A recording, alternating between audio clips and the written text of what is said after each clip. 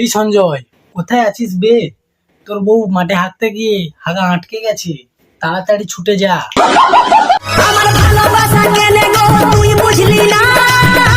ভালোবাসা বুঝবে কি করে? রঙিন জল খেলে কি ভালোবাসা বোঝা যায়? যা, আবার হাঁকতে বসে গেছে। বলো কি বৌদি, তুমিও কি ভাদ্র মাসের কুকুরের মতো মেতে গেলে নাকি? কি হলো বৌদি তোমার? বলুন না, আমার শরম করে।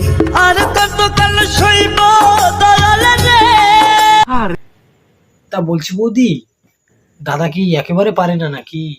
না মানে কাজ করতে? तोबा तोबा थारा मूड खराब कर दिया।